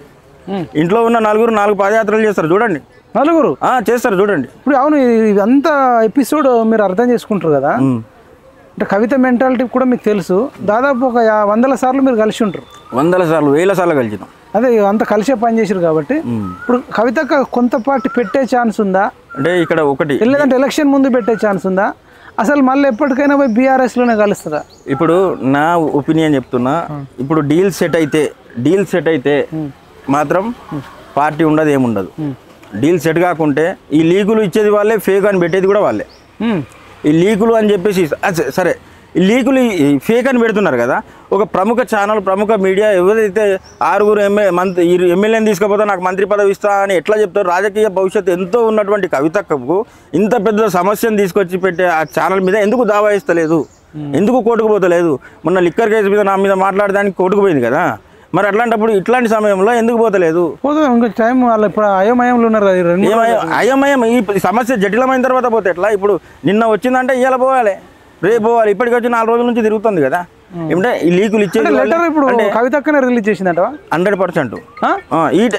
ఇప్పుడు 50 కొద్ది లెటర్లు రాసినప్పుడు ఏది బయటపడింది? ఈ టైంలో ఈ సమయంలో ఇదే ఎందుకు బయటపడుతుంది? మరి ఇదే విషయము కేసీఆర్, హరీష్ రావు అవును లెటర్ మా దగ్గరకు వచ్చింది, మేము లీక్ చేయలేదు, నువ్వే స్క్రీన్ షాట్ కొట్టి ఏదన్నా బిగ్ టీవీకి ఇచ్చినావా, ఇంకో ఛానల్కి ఇచ్చినావా అని వీళ్ళు ఎందుకు చెప్పట్లే? మరి వాళ్ళు ఏది కూడా చెప్తలేరు కదా. వాళ్ళు ఏది కూడా చెప్తలేరు. వాళ్ళు మౌనము ఏముంటుంది? అంటే ఏం పుట్టింది ఇలా కానీ మౌనమే అంగీకారార్థము. అంటే ఏదైనా రోగమా అంటే వీళ్ళు మౌనం అంగీకారం అంటే మళ్ళీ ఇప్పుడు కేటీఆర్ లీక్ చేసినట్టు అవుతుంది అంతే కదా. ఇప్పుడు కవితక్క దగ్గర నుంచి లీక్ అయిందా, కవితక్క పంపించిన తర్వాత అక్కడ లీక్ అయిందా? నిన్న చెప్పిన సమాచారం ప్రకారం ఏంటంటే వాళ్ళ మమ్మీకి ఇచ్చింది, వాళ్ళ మమ్మీ డాడీకి ఇచ్చిండు, ఆయన చదివి ఆడబెట్టిండు. మరి సంతోష్రావు ఇది లీక్ చేసి సింగపూర్కు డల్లాస్కో పోయిండు అని చెప్పేసి చెప్తా ఉన్నారు. అది ఎంతవరకు వాస్తవము? అయితే ఈమె దగ్గర లీక్ అయితే మరి కొంతమంది మనకు వచ్చిన సమాచారం కవిత దగ్గర ఉండే ప్రముఖ మీడియా కోఆర్డినేషన్ చేసే పర్సనే తీసుకొచ్చి ఇచ్చిండని అంత ధైర్యంగా చెప్తా ఉన్నారు. మరి ఎవరు ఏది అన్నది అంటే లీకులు ఇచ్చేది వీళ్ళే, ఫేకులను పెట్టేది కూడా వీళ్ళే. ఈ ప్రజలలో ఒక విషయాన్ని చర్చ జరగాలి. అంటే అక్కడ నుంచి పాజిటివ్ వస్తుందా, నెగిటివ్ వస్తుందా, మనం ఎటు డైవర్షన్ తీసుకోవాలి. వీళ్ళకి ఇవన్నీ ఐడియాలజీతో డీల్ ఏమడుగుతారంటావు? మరి ఇప్పుడు డీలు పార్టీ పగ్గాలని పార్టీ పగ్గాలు ఇస్తే కేటీఆర్ ఊరుకోడు కదా. అదే కదా, ఇప్పుడు ఏదో ఒకటి పార్టీ పగ్గాలని నేనే సుప్రీం ఉండాలి, ఆయనే అనుకుంటాను, ఈమెకి నేను మధ్యలో బీఆర్ఎస్ నాయకులు, బీఆర్ఎస్ కార్యకర్తలు, జాగృతి నాయకులు, జాగృతి కార్యకర్తలు సఫర్ అయ్యేది వీళ్ళే, ఎవరు కాదు వీళ్ళు. మళ్ళీ లాస్ట్కి ఎండ్ ఆఫ్ మూమెంట్లో వీళ్ళంతా ఒకటే, శుభం కార్డు పడుతుంది. అందరూ అన్న చెల్లె అందరూ శుభం కార్డు పడుతుంది 100%. అంతే, వాళ్ళంతా కలిసిపోతారు, అందరు కలిసిపోతారు నిజంగా. అంతే గొడవలు, కక్షలు, పగలు, ద్వేషాలు అట్లాంటి ఏముండదు. ఈ రాజకీయంగా మన అందరినీ సఫర్ చేయడానికి తప్ప 100% వాళ్ళకు ఉన్నటువంటి తెలివితేటలు ఎవరికి లేరు. ఇప్పుడు వాక్ చాతుర్యం ఉన్నటువంటి ఈ ఇద్దరు ముగ్గురు ఎవరైతే ఉన్నారో, నేను మొన్న మీకు లెటర్ పెట్టిన, అంటే ఆ లెటర్ పెట్టడంలో అర్థమైంది అంటే మనం అంతరికంగా మాట్లాడాలి ఏదైనా ఉంటే అని చెప్పేసి మేము నేర్చుకున్నటువంటి సంస్కారం.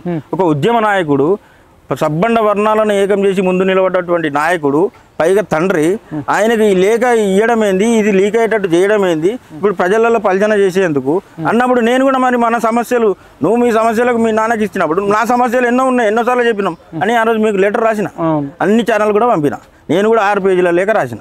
కానీ మీరు ఇప్పుడు కేసీఆర్ను అది ఇది అంటారు కదా. ఇప్పుడు సంగ్రామ్ సింగ్ 2025లో Osman university NRS hostel Narasimha టీ కోర్ట్ కూడా చెప్పింది 10 సంవత్సరాల కిందట జిట్ట బాలకృష్ణ కావచ్చు, చెరుకు సుధాకర్ అన్న కావచ్చు, విజయశాంతి కావచ్చు, ఆలయ నరేంద్ర కావచ్చు, సేమ్ ఇప్పుడు సంగ్రామ్ సింగ్ లేదంటే కాలోజీ టీవీ మన దాసరి శ్రీన్ అన్ననో లేదంటే విజయ్ భాస్కర్ లాంటి వాళ్ళు, ఇట్లా మీద ఎంతైతే పెద్ద లిస్ట్ ఉందో అంతకంటే పెద్ద లిస్టు కేసీఆర్ బాధితులు ఉన్న విషయం మీకు తెలుసు. అక్కడ ఆ బాధితులు ఉన్నారు, ఇక్కడ ఈ బాధితులు ఉన్నారు, అంతే. నేను నిన్న కూడా అదే చెప్పిన. అక్కడ మరి మీకు కనీసం ఆ నాలెడ్జ్ కేసీఆర్ డిఎన్ఏ, మరి ఆవు చేనులో మేస్తే దూడ గట్టు మీద మేస్తుందా?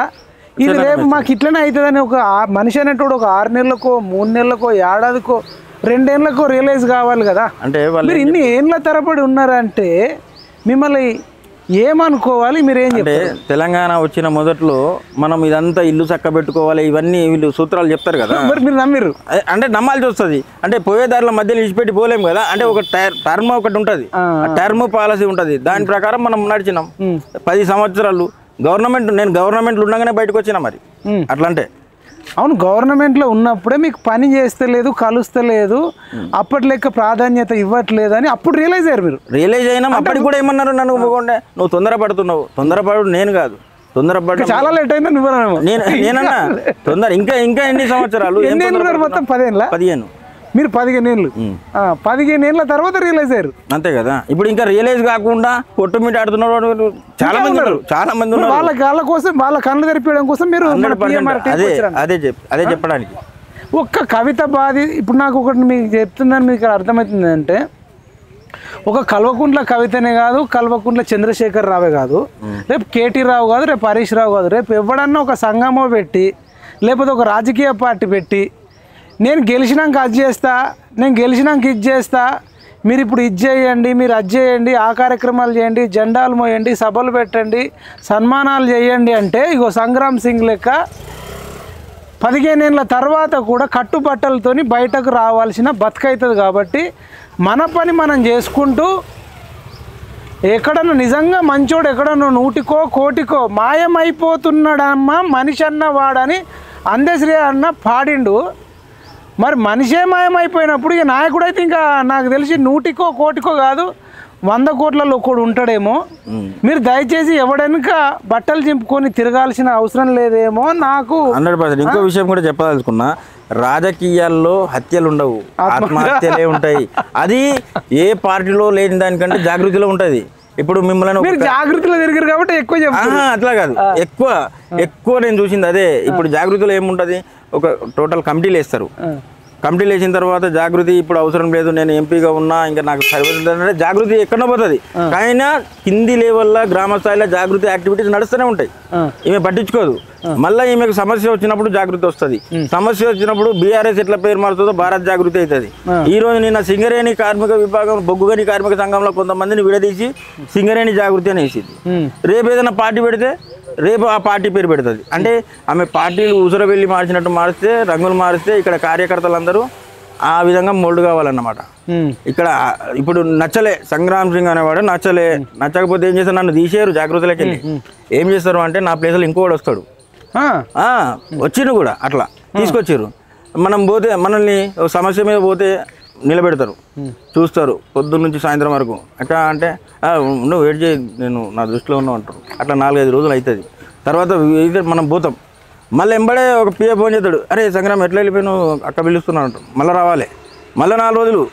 ఇగో ఇది అది విస్కీ కావాలి. రియలైజ్ అయ్యి ఏం చేస్తారంటే మనల్ని తీసేయరు, మన ప్లేస్లో ఇంకోటి వస్తాడు అంతే. అంటే వేరే వాళ్ళని ప్రెసిడెంట్ చేస్తారా? వేరే వాళ్ళని ప్రెసిడెంట్ చేస్తారు. ఇప్పుడు అంతెందుకు, ఈ పాత నాయకులను ఏం చేస్తున్నారు, వాళ్ళ నియోజకవర్గాల్లో పోయినప్పుడు అక్కడ ఉన్నటువంటి కొత్త వాళ్ళను, బీఆర్ఎస్లో పనిచేసినటువంటి నాయకులకు ఇన్ఫర్మేషన్ ఉంటుంది. వాడు చెప్పడు వీళ్ళకు.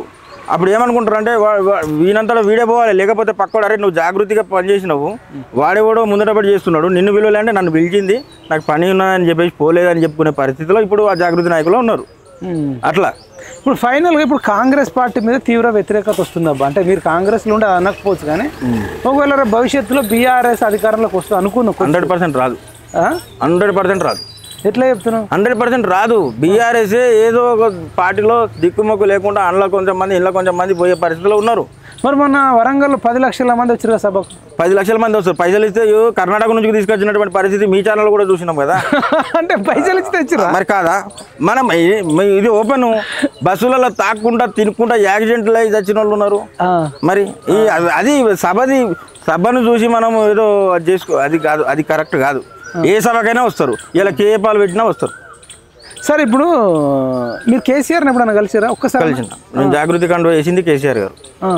కేసీఆర్ గురించి ఏం చెప్తారు మరి? కేసీఆర్ మంచోడు అంటారా? అంటే కేసీఆర్ దేవుడు, కేసీఆర్ చుట్టూ దయ్యాలు ఉన్నారని కవిత అంటుంది. మీరు కవిత కొంచెం పర్లేదు కానీ కవిత చుట్టూ దయ్యాలు ఉన్నారని మీరు అంటారు.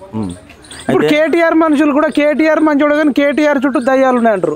హరీష్ రావు గురించి మాట్లాడితే హరీష్ రావు కొంచెం బెటర్ కానీ హరీష్ రావు మనుషుల చుట్టూ దయ్యాలు అంటారు. ఈవెన్ రేవంత్ రెడ్డితో సంబంధించి కూడా రేవంత్ రెడ్డి మంచోడే కానీ రేవంత్ రెడ్డి చుట్టూ దయ్యాలు ఉన్నాయంటారు. అంటే ప్రతి నాయకుడిని వాళ్ళు మంచోడే అంటారు, వాడి చుట్టూ దయ్యాలు ఉన్నాయంటారు.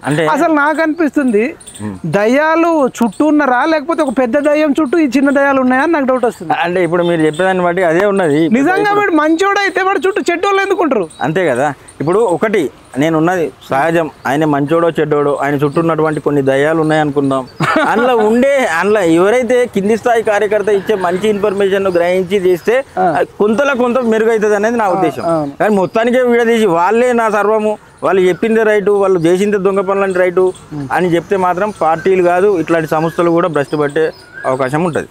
100% కొన్ని రోజుల వరకే ఉంటుంది. ఇప్పుడు కవిత మెంటాలిటీ ఎట్లుందంటారా? మరి కేటీఆర్ కూడా కేసీఆర్ కొడుకే, ఈయన ఏమన్నా మంచోడా మరి మీ దృష్టిలో? అంటే మీరు గమనించిన కాడికి ఈయన అద్భుతమైన వ్యక్తి, రేపు కాబోయే యువరాజా, రాష్ట్రానికి పగ్గాలిస్తే స్వర్ణాంధ్రప్రదేశ్ స్వర్ణ తెలంగాణ చేస్తాడా? ఎట్లా? రాష్ట్రానికి పగ్గాలు ఇచ్చే అవకాశం లేదు, ఇచ్చినా ఆయన చేసే పరిస్థితి లేదు. ఎందుకంటే ఆయన ఒక ఐటీ మినిస్టర్గా చేసి ఎన్ని అవకతవకలు చేసిండు, ఎన్ని ఇంకా కొన్ని కార్యక్రమాలు అది అందరికి తెలుసు. అట్లాంటి కార్యక్రమాల్లో డ్రగ్స్ కానీ డ్రగ్స్లో పట్టి ఉంటున్నారు హీరోయిన్లను కానీ వారి కేసు ఉన్నదంటే ఉన్నది, లేదు అంటే లేదు. అంటే ఆ చట్టాన్ని చేతిలో పెట్టుకొని చట్టం మీద చుట్టం లెక్క పనిచేసినటువంటి వ్యక్తికి పగ్గాలు ఇస్తే రేపు తెలంగాణ ఇంకేమైపోతుంది? డ్రగ్స్ తెలంగాణ ఇస్తారంట. Drugs Telangana 100% drugs Telangana. Drugs Telangana. ఇప్పుడు ఈ ఈడీ కేసులో ఉన్నటువంటి భూములు అమ్ముకున్నారు, అది చట్టాన్ని చేతిలోకి తీసుకున్నట్టే కదా, అది ప్రజల డబ్బే కదా. మరి అట్లాంటి కార్యక్రమాలు ఎన్నో ఉన్నాయి. కాళేశ్వరం, నేను కాళేశ్వరం ప్రాజెక్ట్ మీద కాళేశ్వరం గురించి కాళేశ్వరం ప్రాజెక్ట్ ఇప్పుడు వి ప్రకాష్ అన్న ఉన్నాడు కదా, ఒక బుక్ రాసిండు. ఓకే, అన్న ఏమంటున్నా అంటే కాళేశ్వరం అద్భుతమైన కట్టడం, చాలా మంచిది అంటుండ ఆయన. నేను ఏ పార్టీ కాదు కానీ కాళేశ్వరం మంచిది అంటుండు, మీరేమంటారు? అయితే నేను కాళేశ్వరం మీద నాకు కవితక్క ఒక చిన్న పనులు అప్పచెప్పాను. ఏది, పార్లమెంట్లో ఉన్నటువంటి ఏదైతే ఇరిగేషన్కు సంబంధించినటువంటి డిపార్ట్మెంట్ వాళ్ళు వస్తే సంగ్రామ్ నువ్వు తీసుకురమ్మను. నాకు నంది మేడారము, కుక్కలగూడూరు, ఎల్లంపల్లి ప్రాజెక్టు, కాళేశ్వరము ఏదైతే ఉన్నాయో రివర్స్ పంపింగ్ అని ఇవన్నీ ఫస్ట్ పోయినప్పుడు నాకు కూడా అర్థం కాలేదు వాస్తవంగా. తర్వాత నాకు అర్థమైంది ఏంటంటే ఇవన్నీ టీవీలో చూడడము, మ్యాప్ చూడడం, ఇవన్నీ చూస్తే మరి రాజశేఖర్ రెడ్డి ఏదైతే 35,000 కోట్లతోని 9 నుంచి గ్రావిటీ ద్వారా తీసుకొచ్చి ఎల్లంపల్లిలో పోస్తే ఎల్లంపల్లి వరకే నీకు ఖర్చు అవుతున్నది. ఎల్లంపల్లి నుంచి ఏంది, సొరంగ మార్గం నుంచి నందిమేడానికి వస్తే, నందిమేడ నుంచి లక్ష్మీపూర్కి వస్తే, లక్ష్మీపూర్ నుంచి మిడ్ మానేర్కి వస్తుంది, అంతే కదా. ఇప్పుడు మీరు ఒక్కసారి చూడండి, ఎల్లంపల్లి వరకే వాటర్ ఉంటాయి, ఎల్లంపల్లి వరకే వాటర్ ఉంటాయి. ఎల్లంపల్లి తర్వాత మళ్ళీ వాటర్ రావాలంటే మానేరు రావాలి. మానేరులో నువ్వు డోర్ లాకే చేస్తావు కదా, ఇక్కడ వాటర్ ఎందుకు వస్తుంది, నువ్వు అక్కడ ఎందుకు కట్టాల్సి వచ్చింది? ప్రాణహిత కాడ కట్టాలంటే 9 దగ్గర కడితే డైరెక్ట్ గ్రావిటీ ద్వారా వస్తుంది కదా. ఈ 35,000 కోట్లు, 1,35,000 కోట్లు, 1,50,000 కోట్లు అయింది. అది ఒక్కటైతే ఇవాళ ఎవరో టీఆర్ఎస్ నాయకురాలు జగిత్యాలకు సంబంధించిన అన్ని చెరువులు ఎండిపోయినా చూడు రేవంత్ రెడ్డి అంటుంది కదా. ఇప్పుడు వాస్తవంగా వర్షాకాలంలో ఎక్కడైనా చెరువులు నిండుతాయి, ఎండాకాలం ఎండుతాయి. ఇప్పుడు నీకు అందులో వాటర్ రావడానికి సోర్స్ ఎక్కడ ఉన్నది? నువ్వు ఎల్లంపల్లి కాడనే కట్టబెడుతుంది, అంతే కదా. నువ్వు బాహుబలి పంపులు అని చెప్పేసి కొన్ని కోట్లు మొత్తం డిస్కవరీ ఛానల్లోనే నువ్వు ప్రకటనలకు కూడా కోట్లు ఖర్చు ఇచ్చి ఇప్పుడు నువ్వు ఎకరానికి పంట ఎంతో ఏమో కానీ వచ్చే లాభం ఎంతో కానీ దాని మీద కట్టే కరెంటు బిల్లు ఎవరి మీద పడుతుంది? తప్పు నష్టమే, 100% నష్టమే, 100% నష్టమే. రేపు చూడండి ఈ కాళేశ్వరం ప్రాజెక్టు మీద ఎంతమంది కొట్టుమిట్టాడుతారు. కాళేశ్వరం నీళ్ళు వచ్చినాయి, మేము మంచిగా ఉన్నామని కూడా కొందరు చెప్తారు కదా. కొందరు రైతులు ఆలేరు దగ్గర కావచ్చు, తుంగతుర్తి దగ్గర కావచ్చు, కొంత సూర్యాపేట దగ్గర కావచ్చు, కొంత కరీంనగర్లో కానీ, కొంత వరంగల్, కొద్దిమంది రైతులు అయితే మాకు కొంత బెనిఫిట్ అయిందని నేను అదే చెప్తున్నా. ఇప్పుడు నీకు కాళేశ్వరం నుంచి డైరెక్ట్ తుంగతుర్తికో, సూర్యాపేటకో, వరంగల్కో పోలేదు. అది మిడ్ మానేరు నుంచి ఇక్కడికి వచ్చేసి ఇక్కడికి కరీంనగర్, మల్లన్న సాగర్ ఈ రకంగా కెనాల్ ద్వారా పోతున్నాయి. నేను అనేది అదే, ఎల్లంపల్లి దాటిన తర్వాత నీకు సూర్యాపేట వస్తలేదు, మళ్ళీ ఎల్లంపల్లి నుంచి ఇట్లా తిరిగి ఇట్లా వస్తున్నాయి కదా. ఇప్పుడు ఇక్కడ వాటర్ లేవు నీకు, ఇక్కడ నీకు అక్కడ నుంచి వచ్చే నది ద్వారా అక్కడ 9 నుంచి ఇక్కడ పెట్టి ఈ బేసిన్లో పోస్తే సరిపోతుంది కదా. అక్కడి వరకే నీకు ఖర్చు అయ్యేది 35,000 కోట్లు అయ్యేది, 1,50,000 కోట్లు, దానికి 1,35,000 కోట్లు. మీరు చూడండి, పేపర్లు కూడా చూడండి, తిరిగేయండి ఒకసారి. మీరు కూడా క్షుణ్ణంగా మీ ఛానల్ ద్వారా పరిశీలించండి, నేను చెప్పింది కరెక్ట్ కాదా. ఆ బురద నిండి అంత ప్లాన్ లేకుండా కట్టి కొన్ని కోట్లు, లక్షల కోట్లు వృధా అయింది కదా. ఇప్పుడు అవే కదా ఇంట్రెస్ట్ కట్టేది కాంగ్రెస్. అవి ఉంటే ఇప్పుడు అప్పులు లేకుండా ఉంటే ఎన్నో వీళ్ళు సంక్షేమ పథకాలు చేసేది, అంతే కదా. రైట్, ఫైనల్గా ఏం చెప్తారు ఇక మరి? ఇప్పుడు కవిత గురించి, కేటీఆర్, హరీష్ రావు, కవిత, కేసీఆర్, ఈ నలుగురిలో ఎవరు మంచోళ్ళు? నేను అంటున్నా ఎవరు మంచోళ్ళు అని కాదు, ఉద్యమ నాయకుడిగా సక్సెస్ అయింది కానీ పరిపాలనలో సక్సెస్ కాలేదు. కేసీఆర్ ఫెయిలా? 100% ఫెయిల్, 100%. మరి ఆయన జాతిపిత అంటారు. ఒకప్పుడు కేసీఆర్ రాకన్నా ముందు ఎవడింట్లో కరెంట్ లేదు, ఎవడు మంచినీళ్ళు తాగలే, ఎవరికి వ్యవసాయ నీళ్లు లేవని మల్లారెడ్డి లాంటోడు అసలు ఆయన దేవుడు తెలంగాణకు అంటుండు. మీరు వినలేదా? ఇప్పుడు నువ్వు రూపాయికి కొనే వస్తువును 10 రూపాయలు పెట్టుకొని అందులో 5 రూపాయలు ఇటిచ్చి 5 రూపాయలు దొబ్బి తింటే నీకు కరెంట్ వస్తుంది ఎందుకురా? అంతే కదా, కరెంట్ వస్తుంది, అన్నీ వస్తాయి. నీ సగం జేబులకు పోయే పని ఏదైనా కానీ వస్తుంది. మీరు అంతేందుకు, మా కరీంనగర్లో ఉన్నది, కరీంనగర్ బస్ స్టాండ్ వెనుక ఒక రౌండ్ సర్కిల్ ఉంటుంది, 1 టౌన్ పోలీస్ స్టేషన్కి ఒక రౌండ్ సర్కిల్ ఉంటుంది. దాన్ని ఏం చేసేది వీళ్ళు, పెద్దగా ఉన్నదాన్ని చిన్నగా చేయాలి, చిన్నగా ఉన్నదాన్ని పెద్దగా చేయాలి, పెద్దగా ఉన్నదాన్ని చిన్నగా చేయాలి, చిన్నగా ఉన్నదాన్ని, దానికి 1,00,000 రూపాయలు అయితే 30 లక్షల ఖర్చు పెట్టేది. అంటే వీళ్ళ కార్యక్రమాలు అన్నీ ఇట్లనే ఉంటాయి, అన్ని కార్యక్రమాలన్నీ ఇట్లనే ఉంటాయి. లేనోడు లేకదవుతానంటే ఉన్నోడు జేబు నింపుతాడు. ఆ ఉన్నోడు ఏంది, కాంట్రాక్టర్ కొంచెం తినాలి, అక్కడ ఉన్న లోకల్ ఎమ్మెల్యే కొన్ని తినాలి, ఈ రకంగా ముందడికి పోయింది, అంతే కదా. అట్లానే దుర్వినియోగమే డబ్బులు. కానీ మరి సోషల్ మీడియాలో ఇప్పుడు కాంగ్రెస్ మీదనే ఎక్కువ తీవ్ర వ్యతిరేకత కనబడుతుంది. వాళ్ళకి 10 ఏళ్ళల్లో రాని వ్యతిరేకత వీళ్ళకి 10 నెలల్లోనే వచ్చేసింది అని అంటారు. అది నిజంగా సోషల్ మీడియాలో అయితే పెద్ద చర్చ జరుగుతుంది. మీ దాకా రాలేదా? 100% వచ్చింది, మా దాకా వచ్చింది. మాకు దానికి ఎట్లా ఎందుకు వచ్చింది కూడా తెలుసు. సోషల్ మీడియాకు పెట్టే అంత ఖర్చు, వీళ్ళ బడ్జెట్ నుంచి తీసినటువంటి ఖర్చు సోషల్ మీడియా పెడతా ఉన్నారు. ఎవరు? వీళ్ళు టీఆర్ఎస్. అంతే కదా, పెయిడ్ బ్యాచ్ అన్నది ఒకటి ఉంటుంది. పెయిడ్ ఇప్పుడు అంతా పెయిడ్తోనే చేపిస్తారంట. అంతే కదా, అంతే. మరి కాంగ్రెస్ వాళ్ళు ఎందుకు తిప్పికొట్టట్లే? ఎందుకు వాళ్ళ దగ్గర ఉన్న ఇప్పుడు సంక్షేమ పథకాలకి నిధులు లేవు, పెయిడ్ బ్యాచ్ ప్రైవేట్గా పెట్టే స్తోమత లేదు. వాళ్ళు ఏం చేస్తున్నారు, కొన్ని కార్యక్రమాలు చేస్తూ ఉన్నారు. ఇప్పుడు యూత్ ఉన్నారు, యూత్ వాళ్ళు స్కిల్స్ నేర్చుకోవాలి, మనం మాట్లాడుకొని మన సొంతంగా పెట్టుకోవాలని మన సోషల్ మీడియాతో మనమే పెట్టాలి. వాళ్ళు ఆఫీసులు ఓపెన్ చేసి బేగంపేటలో చూడండి, ఎలక్షన్ టైంలో ఎంతమంది సోషల్ మీడియాను కూర్చోబెట్టి పని చేయించారు.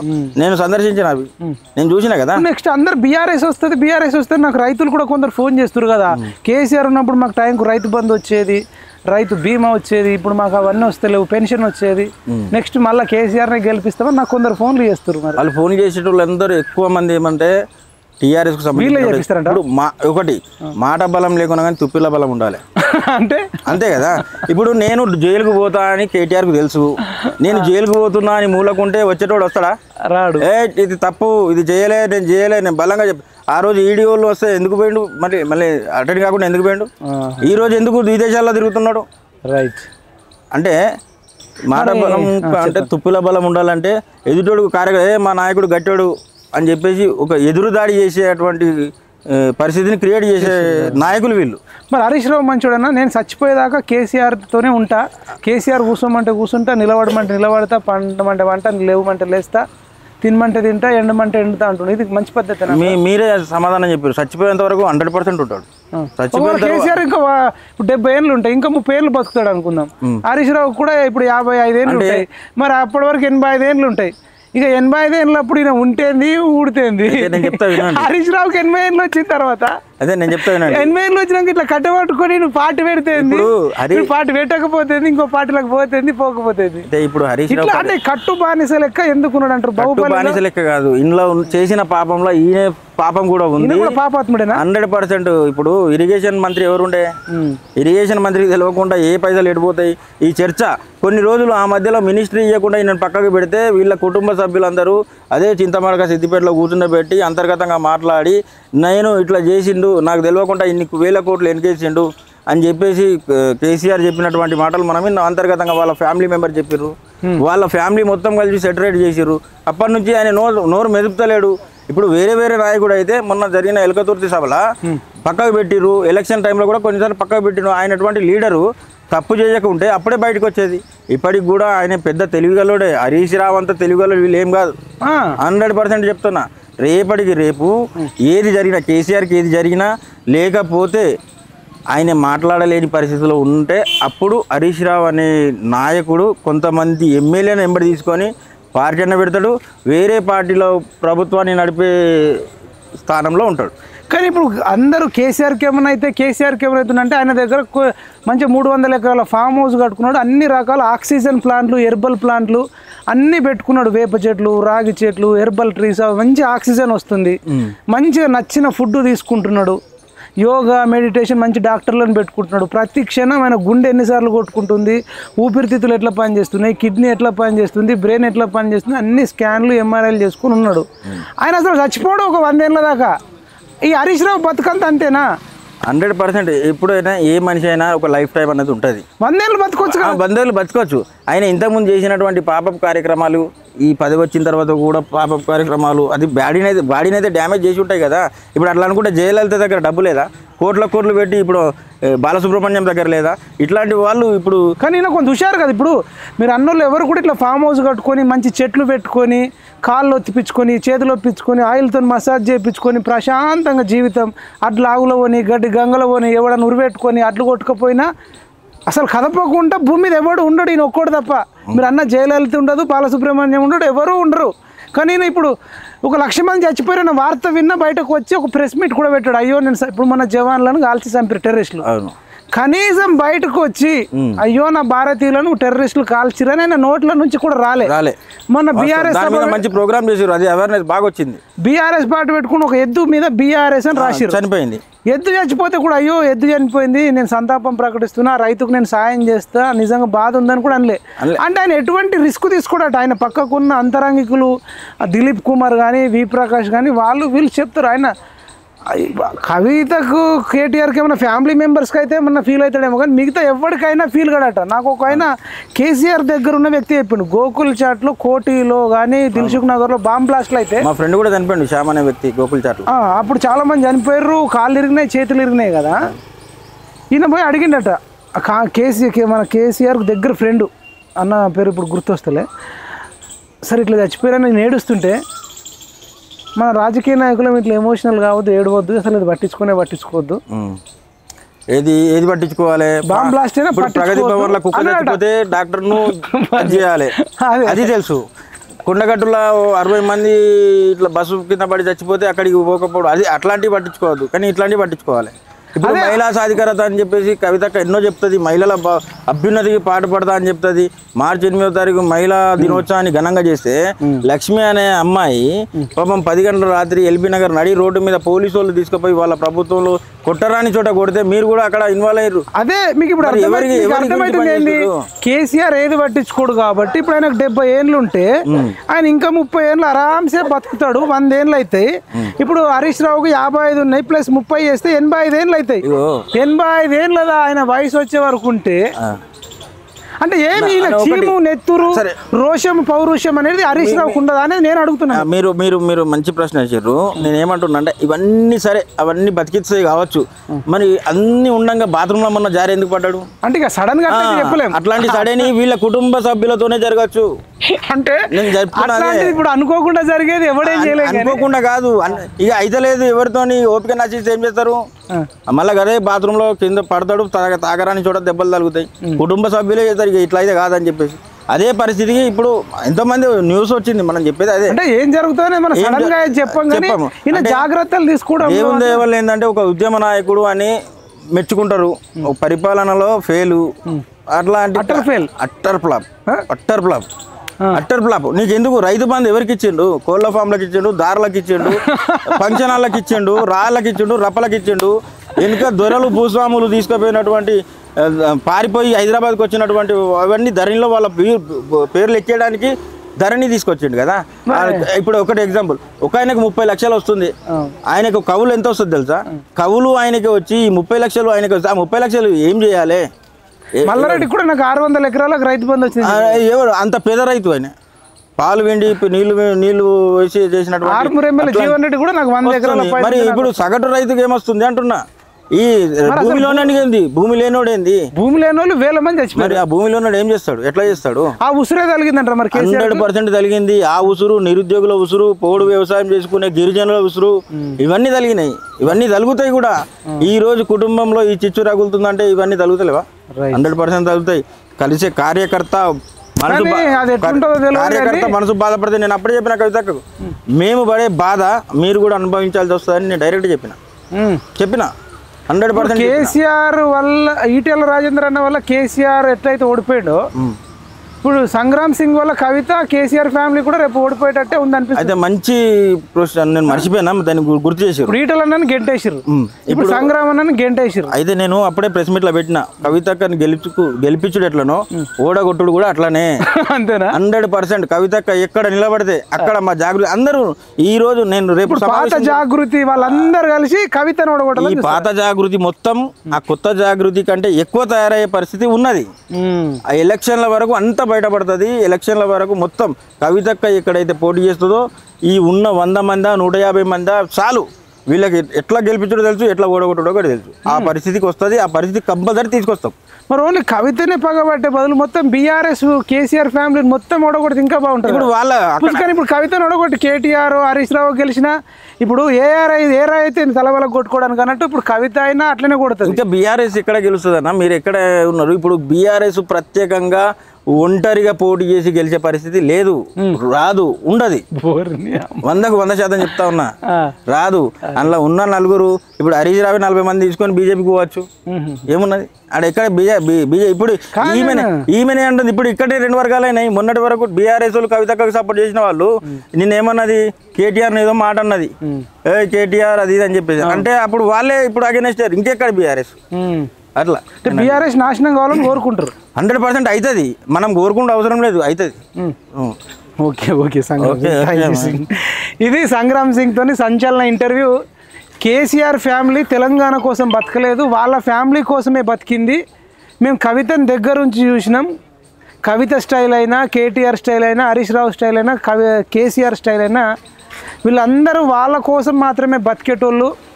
ఆయన జాతి పిత కాదు, కల్వకుంట్ల పిత అని చెప్తున్నాడు ఇండైరెక్ట్గా. కల్వకుంట్ల కోసమే బతికిండు. కల్వకుంట్ల పిత అని పెట్టుకోండి. తెలంగాణ జాతి పిత అంటే తెలంగాణలో ఉన్న పేదోడు, తెలంగాణలో రోగం వచ్చి హాస్పిటల్లో పడ్డప్పుడు వైద్యం అందక చచ్చిపోయినోడికి నువ్వెట్లా జాతి పిత అవుతావు అని అడుగుతున్నారు. 300 ఎకరాల ఫామ్ హౌస్ కట్టుకొని 100 కోట్లతో విమానం కొనుక్కొని బూర్జ్ ఖలీఫాలో ఫ్లాట్లు కొనుక్కొని కొడుకుకు ఫామ్ హౌజులు, బిడ్డకు ఫామ్ హౌజులు, అల్లుడికి ఫామ్ హౌజులు పెట్టుకొని మీరెట్లా జాతిపిత అవుతారండి? జాతిపిత అంటే త్యాగం చేసినోడు జాతిపిత. నీ దగ్గర త్యాగం ఎక్కడుంది? మొత్తం భోగమే ఉన్నది. మరి కవిత, మరి ఇప్పటికైనా మేము కవితకు ఒక రిక్వెస్ట్ చేస్తున్నాం. సంగ్రామ్ సింగ్ వచ్చిండు మన ఛానల్ పిఎంఆర్ టీవీ ద్వారా, కాబట్టి మీలో లీడర్ క్వాలిటీస్ ఉన్నాయని చెప్తా ఉన్నాడు. మీరు నాగార్జున సాగర్కి వెళ్ళి స్పిరిచువల్గా కూడా లీడర్షిప్ క్వాలిటీస్ ఇంక్రీజ్ చేసి వాళ్ళను ఒక మానవ బాంబులు తెలంగాణ జాగృతికు ఒక తయారు చేసిన మీరు, మీ చుట్టూ ఆ శరత్ రావు లాంటి వాళ్ళు కానీ ఇంకా కొద్దిమంది రావులు ఉన్నారట, వాళ్ళందరినీ తీసేసి ఒకవేళ నీకు నిజంగా ఎదగాలని ఉంటే అక్కడ బీసీలను, ఎస్సీలను, ఎస్టీలను పెట్టుకొని నిజాయితీగా ఇప్పుడు మీరు సంపాదించిన 100 కోట్ల నుంచి వాళ్ళకు మంచుకోక 30 లక్షలు, 20 లక్షలు, 50 లక్షలు, ₹1 కోటి లీడర్షిప్ని బట్టి, పెద్ద లీడర్కి అయితే ₹1 కోటి, మధ్యలోడికి అయితే 50 లక్షలు, ఇంకా కొంచెం తక్కువ అయితే 20 లక్షలు, ఇంకా కొంచెం తక్కువ ఉన్న వాళ్ళకు 10 లక్షలు ఇవ్వడం వల్ల నీ కొంపలేం మునిగిపోవు, కిరీటమేం పడిపోదు. వాళ్ళే మీరు రేపు సీఎం కావడానికి కూడా పని చేసేంత కెపాసిటీ ఉన్నోళ్ళు. మీ తండ్రి చేసిన తప్పు మీరు చేయకండి అని చెప్తున్నాడు. మీ తండ్రి ఏం చేసిండు? ఈటెల రాజేందర్ అన్నని ఎల్లగొట్టిండు, కొండా విశ్వేశ్వరరెడ్డిని బయటకు పంపిండు, రాముల నాయక్ను, రవీంద్ర నాయక్ను, విజయశాంతిని, ఆల నరేంద్రను, చెరుకు సుధాకర్ అన్నను, ఇట్లా లిస్టు చెప్తే ఒక 100 మీద లిస్ట్ ఉంటుంది. అట్లా మీరు చేయకండి, మీ తండ్రి చేసిన తప్పులు మీరు చేయకండి అని చెప్పి సంగ్రామ్ సింగ్ మంచి ఉద్దేశంతోనే చెప్తున్నాడు. కవితక్క నీకు నిజంగా తెలంగాణ ప్రజలకు మంచి చేయాలనుకుంటే మీ పాత వాళ్ళందరినీ కలుపుకపోయి ఇక నుంచైనా నిజాయితీగా బతికి కేటీఆర్ మీద ఒక పార్టీ పెట్టి కొట్లాడు, తప్పేముంది. కానీ నువ్వు నిజాయితీ పర్రాలని నిరూపించుకోవాలంటే సంగ్రామ్ సింగ్ లాంటి వాళ్ళు, పాత వాళ్ళందరూ కూడా రేపు బయటకు వచ్చి అక్క మారిపోయింది, కొటారినంత తీసేసింది, మంచిగా ఉంటుందని మీరు నిరూపించుకోండి. మీలో క్వాలిటీస్ ఉన్నాయి, క్యాలిబర్ ఉంది, కానీ మీ దగ్గర మరి క్యారెక్టర్ మిస్ అవుతుంది. దొంగలందరినీ కేసీఆర్ చుట్టూ దయ్యాలు కాదు, కవిత చుట్టే దయ్యాలు ఉన్నాయి. అవి రావుల దయ్యాలు, అది శరత్ రావు లాంటి దయ్యాలు కొన్ని ఉన్నాయని చెప్తుండు. మార్చుకుంటే నువ్వు కవితకు లెటర్ రాసినట్టు, కేసీఆర్కు లెటర్ రాసినట్టు సంగ్రామ్ సింగ్ మీకు లెటర్ రాసిండు. మీ దాకా లెటర్ వచ్చిందా రాలేదా, రాకపోతే తెప్పించుకోండి.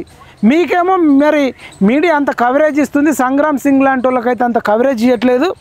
మరి మీ అన్న వచ్చినాక ఆన్సర్ చెప్తావా? మొన్న మీరు అమెరికా పోయారు, నిన్న కేటీఆర్ పోయిండు. అసలు ఈ ఫ్యామిలీ ఇంత క్రిమినల్ ఫ్యామిలీ, ఈ తెలంగాణ ప్రజలకు అసలు చీము నెత్తురు లేదా? ఇంకా వాళ్ళని ఎట్లా నమ్ముతుర్రు అనేది నాకు కూడా విచిత్రంగా అనిపిస్తుంది. చూద్దాం. వాడు ఒక 100 మంది టెర్రరిస్టులను, సోషల్ మీడియా టెర్రరిస్టులను పెట్టి కింద కామెంట్లు పెట్టిస్తాడు, బూతులు, తల్లిని, తండ్రిని, కుటుంబ సభ్యులందరినీ బూతులతోని. అసలు ఈ పోలీసు వాళ్ళు పనిచేయాల్సింది, క్రిమినల్ ఎక్కడనో లేరు. సోషల్ మీడియాలో కామెంట్లు చూడండి, బూతు కామెంట్లు పెట్టేటోళ్ళందరినీ పట్టకపోతేనే ఈ తెలంగాణ సమాజం బాగుపడుతుంది. ఆ బూతు కామెంట్లు పెట్టడానికి ఆ బూతు పిత కేటీఆరే. ఆ కేటీఆర్ని ఎక్కడున్న పట్టుకురావాలని కోరుకుంటూ సంగ్రామ్ సింగ్కు ఆల్ ది బెస్ట్ చెప్తూ చూద్దాం మరి కవిత మార్పు వస్తుందా రాదా. కేసీఆర్ మార్పు కోసం కవిత మార్పు కోసం సంగ్రామ్ సింగ్, జాగృతి కార్యకర్తలు ఎదురు చూస్తున్నారు. చూడండి మరి సంగ్రామ్ సింగ్ చెప్పింది కరెక్టా కాదా, మీరే చేయాలా, కామెంట్ చేయాలని తెలియజేస్తూ జై జవాన్, జై కిసాన్, జై.